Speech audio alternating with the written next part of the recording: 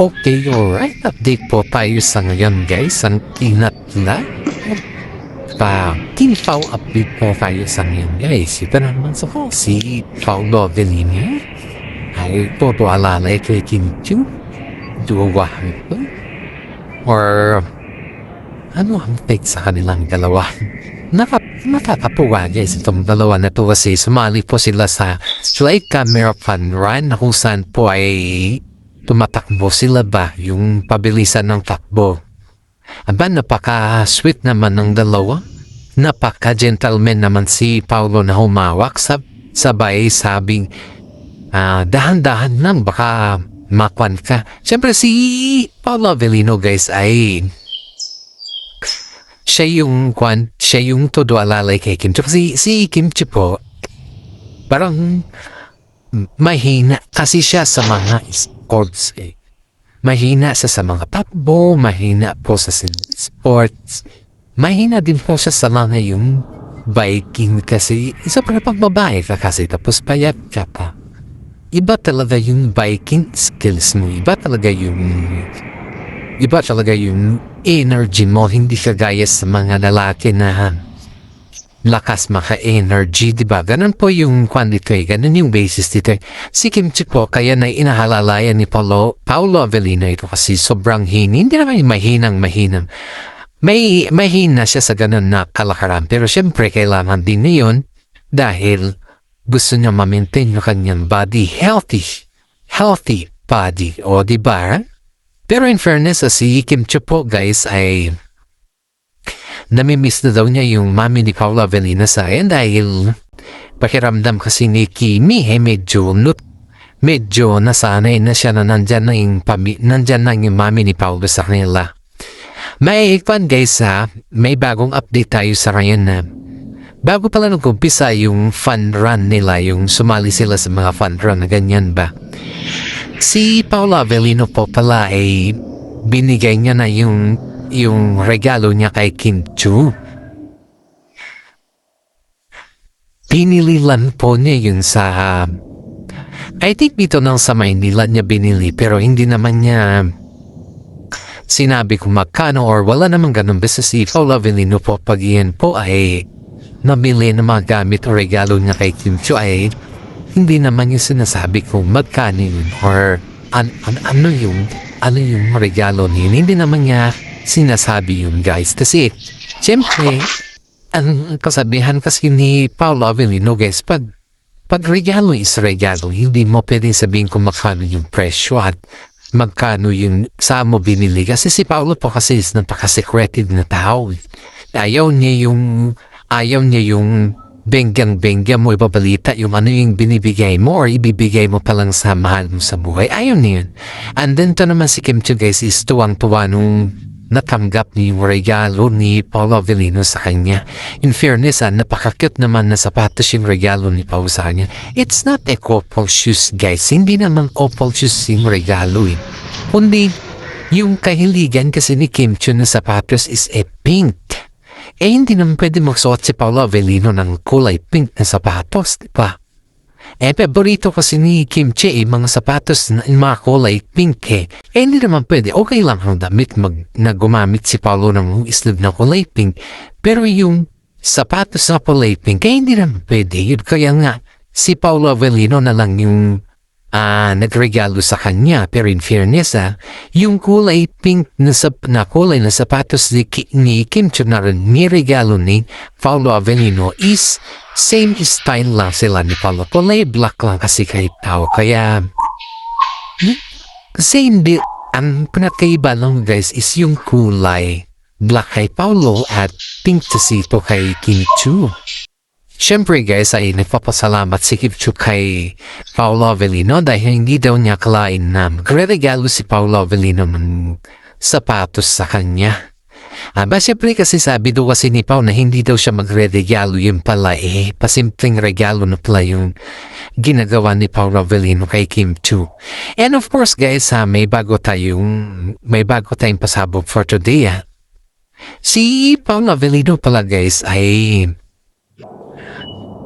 bumibili na nakabili na pala ng lupa at Parang, ayon dito sa ating legit na sources ha, dito sa ating chika bumbum guys ha, na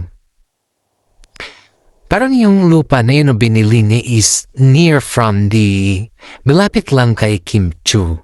At yun daw yung bahay na dream house niya.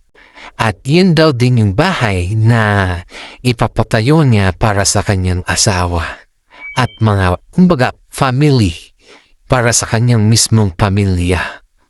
Yun daw yung, kasi sabi, di ba yung sabi ni mami ni Pauli is kailan siya magkaroon ng sariling ng bahay. Si Paulo po kasi ay may apartment na lang siya at hindi pa siya nakapagtayo ng sarili niyang bahay guys. At sabi naman ni mami ni Paulo na tutulungan siya sa lahat ng mga pangangailangan. Pero ito kasi si Paulo ay hindi siya masyado sa mga ganyan na taktika dahil may mga trabaho pa kasi siya. Yun kasi yung inatupag niya yung trabaho nila muna. Kaya itong si Paolo Avellino po is medyo nagtitipid muna siya. Kaya sabi dito sa kanya na medyo dahan-dahan muna siya sa kanyang mga income. Dahil alam nyo guys, yung mapatayo ka ng bahay na yung income mo konti pa lang. Siyempre iisipin mo dito na paano ka naman makaka-income ng malaki kung hindi ka marunong magtipid. Diba? Yung tipid factor muna tayo dito. Yung kasi kay Paulo guys yung nagtitipid muna siya at kailangan niya na lang yung pag malaki na yung income, dun na rin siya sasabog at magpagawa ng bahay. Ganun kasi yung plano ni Paolo Avellino guys. Pero itong si mami ni Paulo kasi guys is parang atat na siya at nakita niya kasi yung potential ni Paolo Avellino na may niipon naman din na siya.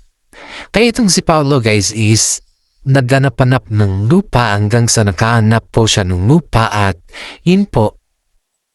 Ngayon, yung lupa na yun is near from Kim Chu's. Malapit kay Kim Chulan. Baka siguro guys, ang ninala pa nga ng mga iba. Parang si Kim Chu ata pa yung naghanap para kay Paulo, aba? Si Paulo talaga napaka-spoil kay Kim Chu. Ito naman si Kimi sa sobrang spoil naman ni Paulo. Hindi niya naman nakalain na pati siya na yung naghanap. Nakakatuwa naman. Pero para sa kanila naman, yun kung tutuusin natin, di ba? Pero yung fairness, after that guys, yung nakabili siya ng lupa, siyempre kailangan pag-isipan kung anong klaseng bahay yung may papatayo mo dun, di ba? Yun yung palaging pinag-uusapan dito eh. Pero sabi daw ni Kimi is, parang sundin daw nila yung kanilang tradition. Kasi si Paolo Avellino naman is half American naman siya eh. Samantala naman si Kimi half Chinese naman siya. Kumbaga is magkaiba yung kanilang gusto ba. Pero siguro naman pag sila ikasali, isa na lang yung gusto kasi palagi naman si Kimi yung nasusunod eh. Ganon naman talaga. Kung sino yung babae, siya yung nasusunod. Ganon naman talaga siya eh. Matagal na. Kaya tinitignan natin kung saan yung kaya ni Paolo Avellino. Kasi you know guys, parang kung pansin kasi ng mami ni Paulo guys na nakadepende na si Paulo kay Kim sa lahat ng decision. Yun yung pansin niya. At ito rin si Kim guys, parang ang role din niya kay Paulo is misis na kasi yung mga decision niya kung halimbawa is tatanungin siya ni Paulo sa mga yung mga magandang paraan or yung mga magandang way or magandang advices, ba? Lalong-lalo na kay Aki guys, tatanong din si Paolo Avellino ng mga good characters or yung mga advices guys dahil siyempre first time naman yung corona anak abnormal lang naman yan sa isang magulang na magtanong din sa mga ibang tao gagaya hindi na may ibang tao si Kim magtanong din sa mga kapwa nila na kung ano yung paano palakihin ang mga bata hindi lang mo sa YouTube kundi mas maganda yung makasama din nila sa showbiz.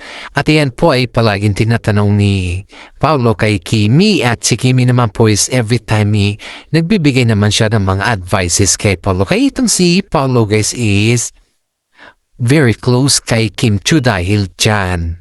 Dahil nandyan palagi si Kim Chiu sa kanya. Every time guys, nandyan palagi si Kim Chiu sa kanya. Every time, hindi yan mawawala. Alam ng mami ni Paula Avellino yan na kapag nandyan si Kim Chiu, nandyan din po yung kapag may bagong para kung baka ipa-convert si Paolo, nandyan palagi si Kim Chiu sa kanya guys. Halos every seconds. Kaya pansin niya ng mami ni Paolo na yung pagiging mag-asawa na ba yung turing nila sa isa't isa.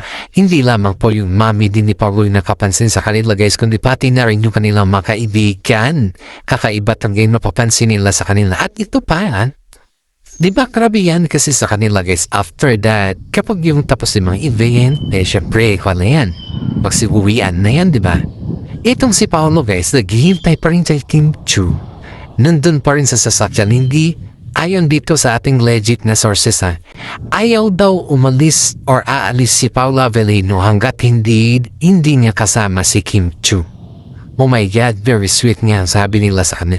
Very sweet ang Paolo Avellino kay Kim Chiu. Napapasana all na lang sila. At hindi lang po yan guys, pati rin po yung kaibigan ni Kim Chiu na very close sa kanya na kung saan is ginagawa kasi ni Kim Chiu yun na personal assistant sa PA ba guys ay napapansin daw niya yung kapag umaalis sila diba hindi daw comfortable si Kim Chiu dyan guys kung hindi niya tinext si Paolo at hindi niya kasama si Paolo. Parang yung magnet ba? Kung saan pumunta yung isa nandun din yung isa ganun yung magnet nilang dalawa guys. Kaya sabi ng mga fans sa kanila na hindi na sila maghihiwalay ito. May patutunguhan at may sinasabi na ang kanilang bandi hindi na lang yung dahil partner sila or dahil ganito hindi na kundi talagang ang end nila is may future na talaga guys. Yun yung end nila guys.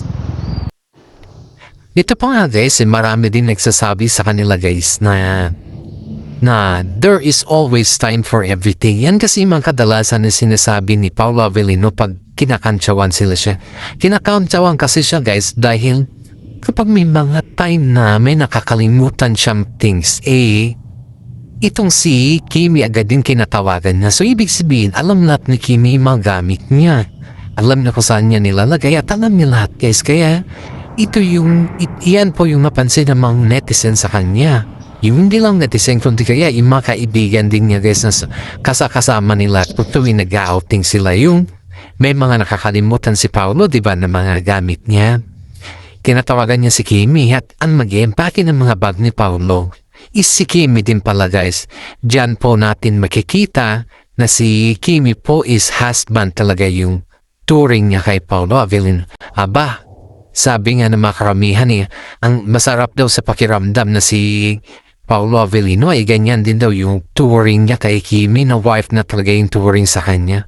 Siyempre guys, isipin mo to pag yung touring talaga sa'yo is wife na wife talaga yung touring sa'yo, kahit saan man pumunta, alam mo na kung ano na yung touring sa'yo. Proud na proud ka dyan, diba? Kahit naman siguro sino. Kaya marami po nagsasabi na si Paolo Avellino po ay napakaswerte kay Kim Chiu. Dahil si Kim Chiu po ay nag-umpisa din po yan sa wala. At nag-umpisa din po yan sa wala, nag-artista, nagkaipon, nagkapera, tumutulong sa magulang, pinaaral ng kanyang mga kapatid. Isipin mo yung sakripisyo ni Kim Chiu sa kanyang pamilya. Ganyan po nagsimula si Kimi, kaya si Kim Chiu po ang dami niyang mga progress na business sa ngayon. Yung bunny bags niya, yan po yung bagong business ni Kimi Nakabili na din po siya ng sarili niya kondo. Magkano ang kondo ngayon, di ba? Sipin mo yan, magkano yung isang kondo? O sa kondo pa lang sa Pilipinas, magkano yun? yan yung mga bagay-bagay na kwan natin ba na isipin natin kasi napaka-practical din ni Kim Chiu guys na hindi po siya yung basta-basta na lang na babae na kaya ni si Yan Lim na ginamit lang siya. Kasi ito ang kwento dito guys hanggang sa ngayon kaya pala hindi pinapasok si Yan Lim dahil nung gulo pala siya sa loob sa ABS-CBN. At ang ginulong niya, ang punot dulo pala ng awayan ay si Paula Avellino. Pero kasi si Paulo daw kasi guys, sobrang kumbaga is namamagnet daw si Paulo sa kasikatan ni Kim Chiu. Instead of si Yan Lim yung nandun sa kasikatan niya, parang naiinggit na si Yan Lim sa very closeness, sa kasikatan ni Kim Chiu, sa si Paulo Avellino. Dahil yung kasikatan naman ni Kim Chiu guys is nadala si Paulo Avellino dun eh. Kaya lalong subikat yung dalawa. Yun po yung mga kwansa na yun guys. Yun po yung napapatamaan kay si Yan Lim sa ngayon na yung pakiramdam niya hindi siya yung pakiramdam niya hindi siya minahal ni Kim Chiu kundi mas minahal ni Kim Chiu si Paolo Avellino sa ngayon. Parang yung 12 years there is just only a wasting year sabi ni Sian. Doon naman po na hindi naman sa nagalit todo pero yung facial expression ni Kim Chiu doon na yung sinabi ni Sian Lin ang 12 years is just only waste time year. Ibig sabihin yun is walang halaga para sa kanya. Ang sakit naman nun na marinig sa isang ex mo na sabihin nyo samantala nung naging kayo naman okay naman ang lahat, di ba? Nung naging kayo, pinaramdam mo naman sa kanya na mahalaga siya. At nung naging kayo, pinaramdam mo naman na mahal mo siya. Hindi lang yung hanggang sa salita at hindi lang ganon. Diba guys, yun yung dun nasasaktan si Kimi guys Dun siya nakaramdam ng sakit kay si Yan Lim. Kaya itong si Yan Lim guys nung nakita niya si Paula Avellino, naginit daw yung ulo niya. Tapos parang kinapik siya ng gwardiya na, uy pre, sir, sabi daw, wag ganyan, nasa loob po tayo. Yan daw yung sabi ng gwardiya kay si Yan Lim. Siyempre guys, insecure siya dahil hindi na siya sikat. Ngayon, may plano na sila Paula Avellino at saka si Kim Chiu na magpatayo ng bahay nila na future house nila. O ngayon ka magkahabol? Ano mahabulin mo? Tangingot? Ngayon ka magkahabol, ganyan na ngayon nangyari, di ba? Napakakwanta naman. Napaka-nonsense mo naman. Maghabol ka? Ganyan na nangyari. Ano mahabulin mo sa kanila? Aba, mag-isip-isip ka paminsan-minsan kasi hindi lahat ng mga ginagawa mo siya, libis pabor lahat. Kaya isipin mo din maayos. Isipin mo mabuti.